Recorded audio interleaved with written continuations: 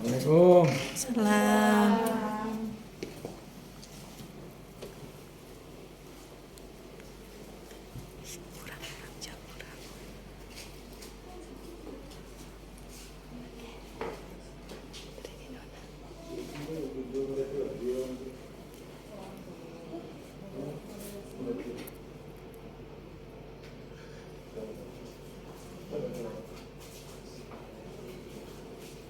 Sehat semua? Siap.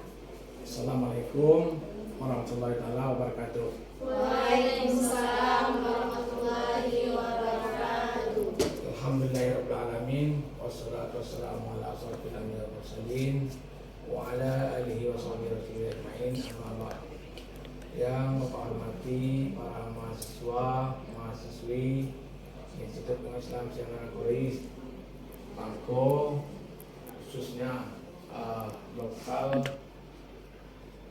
3A, semester 3A. Syukur alhamdulillah berdasarkan kepada Allah Subhanahu wa taala yang mana pada hari ini kita telah dipersiapkan kota dengan bisa ikut perkuliahan sebagaimana biasanya. Baiklah, pada hari ini materi kita adalah psikologi pendidikan, yang mana psikologi pendidikan ini sangat penting bagi kita untuk mempelajarinya. Kemudian daripada itu, teori pembelajaran behavioristik itu bahan ajaran kita pada hari ini.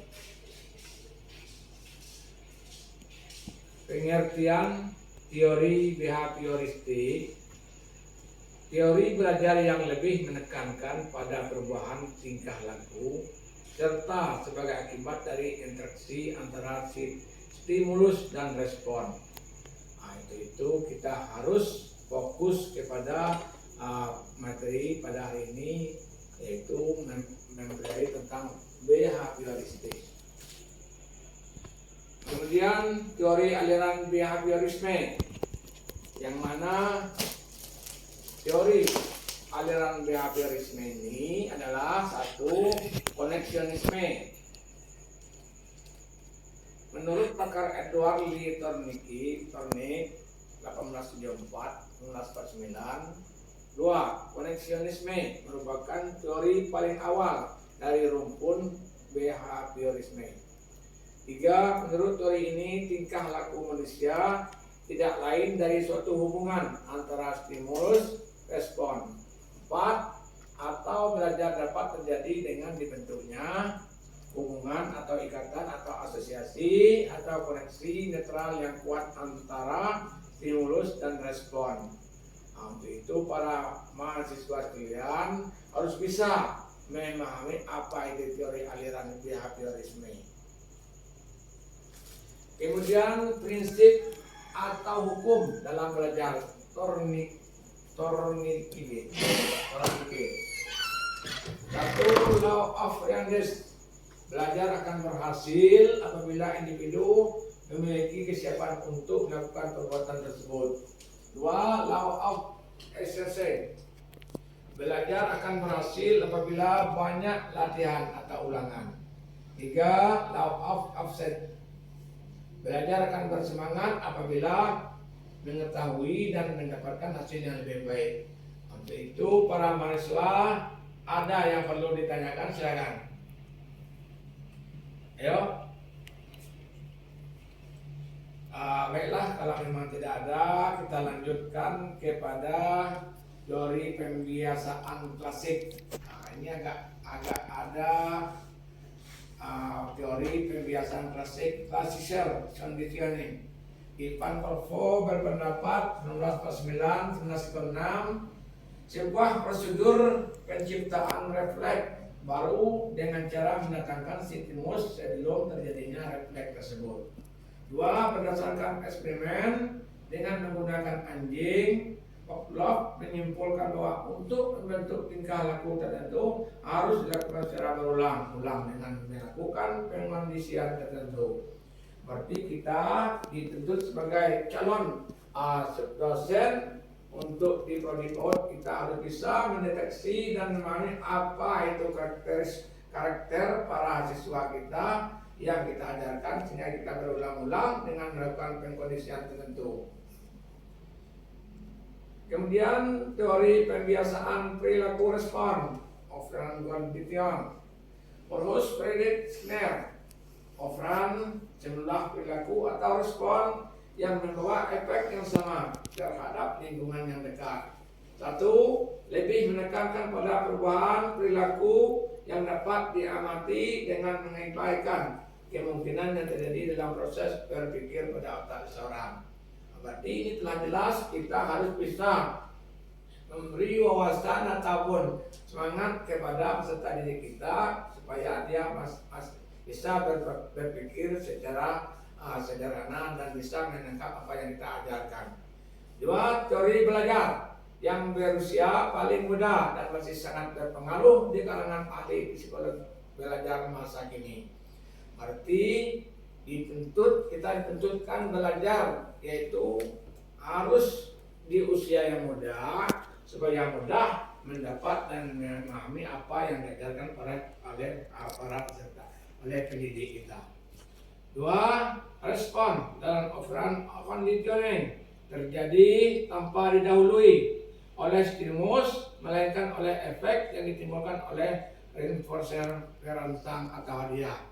Berarti kita sebagai calon guru itu wajib memberi rangsangan kepada peserta didik kita, yaitu berupa hadiah atau itu sebagai perangsang, sehingga anak didik kita sangat senang dan sangat bersemangat untuk belajar dengan kita. Kemudian prinsip umum aplikasi teori behavioristik dalam pembelajaran. Satu, teori ini beranggapan bahwa yang dinamakan belajar adalah perubahan tingkah laku. Seseorang dikatakan telah belajar sesuatu jika yang bersangkutan dapat menunjukkan perubahan tingkah laku tersebut. Berarti peserta didik kita itu harus ada kemajuan dari hari ke hari untuk belajar dengan kita. Kemudian teori ini beranggapan bahwa yang terpenting dalam belajar adalah adanya stimulus dan respon, sebab inilah yang dapat diamati, sedangkan apa yang terjadi di antaranya dianggap tidak penting karena tidak dapat diamati. Berarti kita harus ada umpan balik ataupun ada rangsangan untuk peserta didik kita biar mudah dia memahami apa materi-materi yang kita berikan. Tiga, reinforcement, yakni apa saja yang dapat menguatkan timbulnya respon merupakan faktor penting dalam belajar. Respon akan semakin kuat apabila responden baik positif maupun negatif ditambah. Kemudian penekanan dalam proses belajar PD adalah SR. Maka satu, guru hendaknya paham tentang jenis stimulus apa yang tepat untuk diberikan kepada peserta didik kita. Berarti kita sebagai guru itu harus bisa memahami apa rencana kita memberi bahan ajaran kepada peserta didik kita, karena peserta didik kita supaya mudah menangkap apa yang kita jelaskan. Jadi kita harus paham betul apa karakter seseorang peserta didik kita. Kemudian yang kedua, guru juga mengerti tentang jenis respon apa yang akan muncul pada diri peserta didik. Berarti kita seorang guru itu harus bisa mendeteksi dan memahami apa yang kita berikan itu harus ada respon cepat kepada peserta didik kita, sehingga apa yang kita ajarkan bisa berjalan semaksimal mungkin. Kemudian menganalisis kemampuan awal dan karakteristik. Berarti kita harus bisa menganalisis apa kemampuan peserta didik kita. Dua, merencanakan materi pembelajaran. Kita harus membuat berupa RPS, rencana pembelajaran kita untuk belajar sebelum kita memasuki semester yang berikutnya. Kelebihan behavioristik. Guru tidak banyak memberikan ceramah, tetapi instruksi singkat yang diikuti untuk contoh baik rekod sendiri maupun melalui stimulasi. Dua, kekurangan teori belajar behavioristik, yaitu peserta didik yang berputar pada guru, itu bersifat mekanistik dan hanya berorientasi pada hasil yang dapat diamati dan diukurkan. Bagaimana pendapat anak mahasiswa sekalian? Bagaimana? Ada pertanyaan? Kalau tidak ada, mungkin pembahasan kita pada hari ini cukup sekian. Saya sebagai dosen terima kasih atas perhatiannya. Mohon maaf atas kekurangan. Wassalamualaikum warahmatullahi wabarakatuh. Waalaikumsalam warahmatullahi wabarakatuh. Lalu.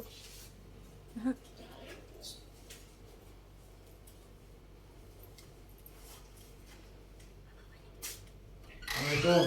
Salam.